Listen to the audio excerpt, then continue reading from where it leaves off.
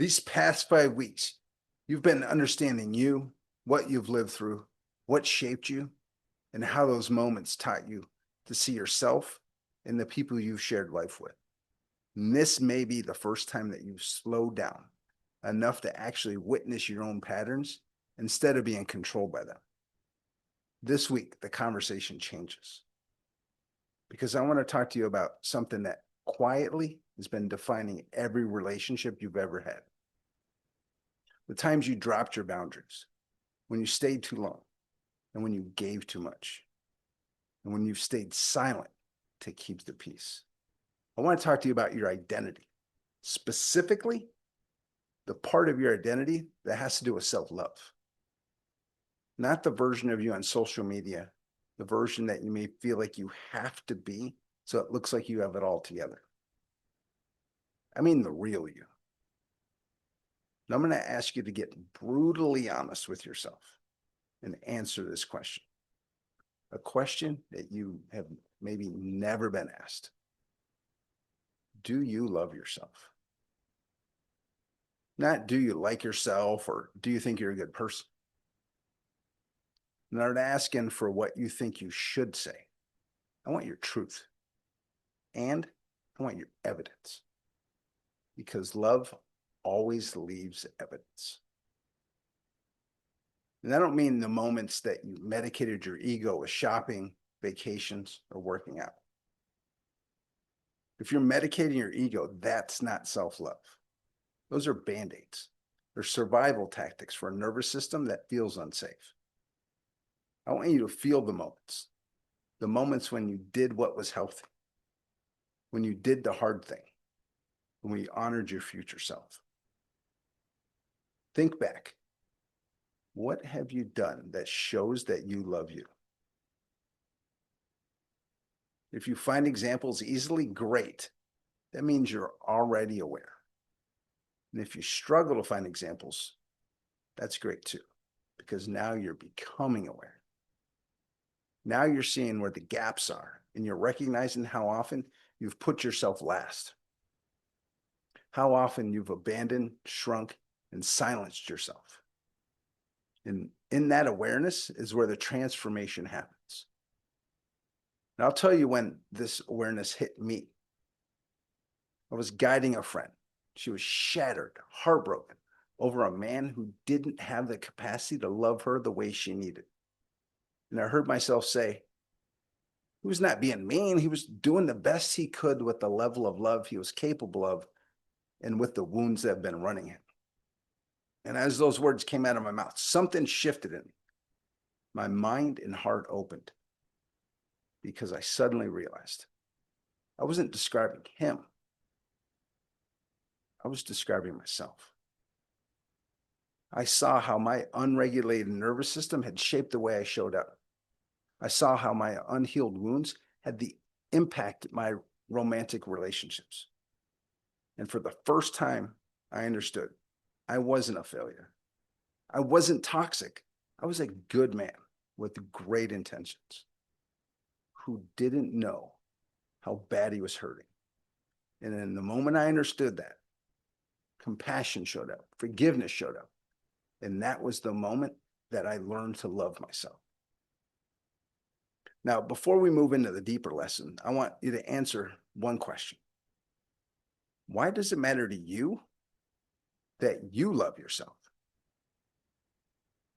Now, you can look at it from an opposite perspective, like what happens if you don't love yourself? I mean, what will you neglect? How does your life get more difficult? And what becomes impossible? One critical reason self-love matters is you can't pour from an empty cup. If you've given all your love away, what do you have left for you? Have you given so much love that you're empty because the people you poured into didn't love you back, or they tried, they poured it the wrong way? You wanted time, they bought you a gift. You wanted affection, they gave you words. You wanted words, and they tried to help you.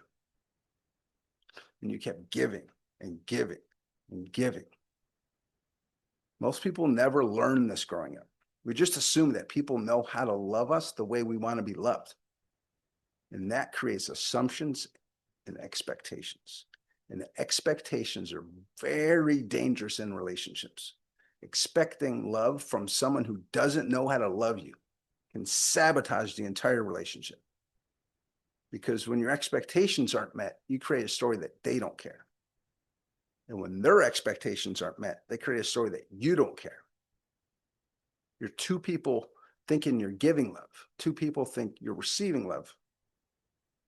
The two people who feel unseen and unappreciated. And because neither person feels understood, you both stop trying. You both get protective and you both get selfish. And the relationship becomes loveless with lots of fear, expectations, accusations. And if this is new to you, please read the book, The 5 Love Languages. They'll save you years of pain.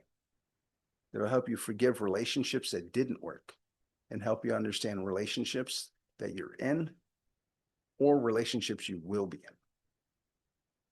Because it helps you understand the ways love is given and the ways love is received. And with that awareness, and just that awareness, you can transform your relationships, especially the relationship with yourself. And when you learn to love yourself and how you want to be loved, your standards rise.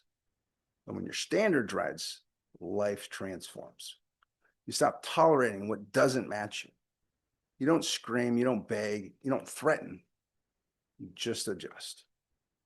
You communicate clearly what you want, and if they don't respond correctly, you just create distance.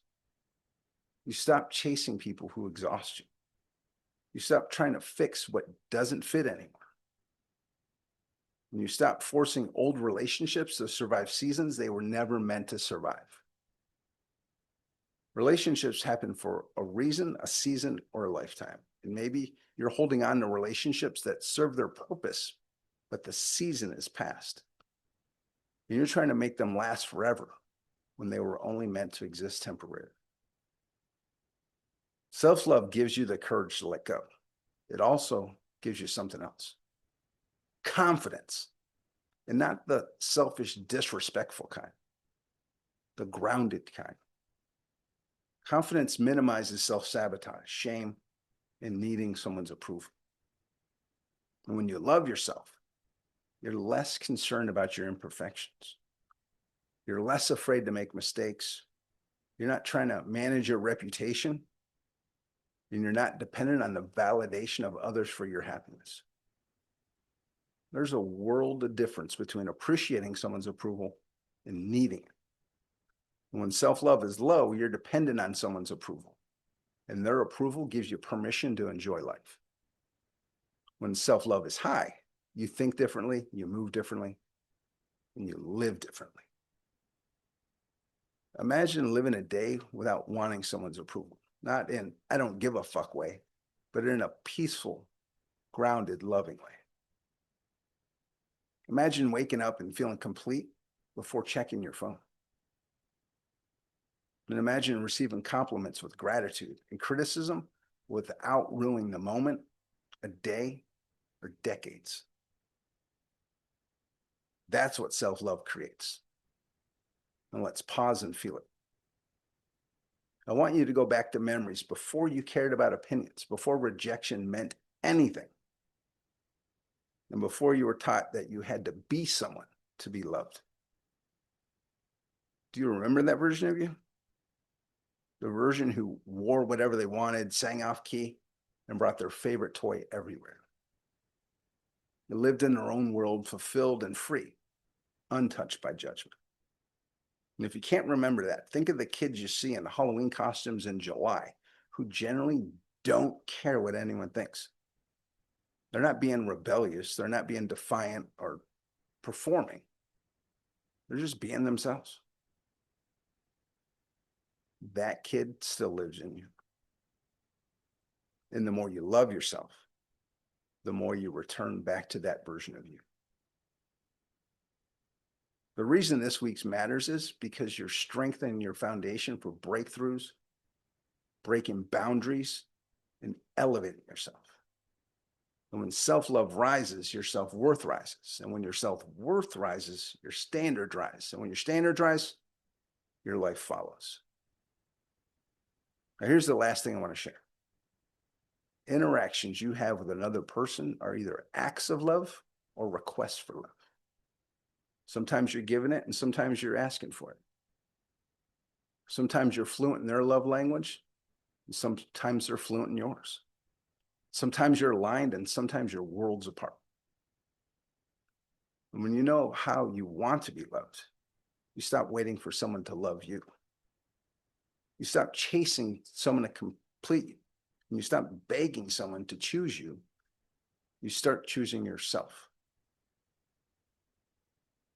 This is the beginning of a new identity with new standards. And this week is where you learn the difference between wanting love and being love. And trust me, once you feel that difference, you will not want to go back. So this week's work is sit with yourself for at least 30 minutes and look back over the last 5 weeks. Find at least 10 examples of self-love. That's only 2 per week. And if you want a challenge, find 50. And if that feels way too big, find 25. That's less than 1 a day. Be careful of your ego trying to minimize your wins. Self-love doesn't have to be dramatic or expensive. It can be you looked in the mirror and you felt proud. You watched these videos and did the work. You said no when you normally said yes. And you kept your promise to yourself. These are your rules. You define what self-love means, and then find your examples. Nothing's too small, because small acts of love create massive movement. They rebuild your identity and reveal who you're becoming. And if I could leave you just one thing, it's this. You will stop chasing love the moments you start seeing how you already love yourself. Find the evidence, find the moments, and find the ways you're showing up for you. Because once you see it, you can feel it. And once you feel it, you stop looking for love outside of you.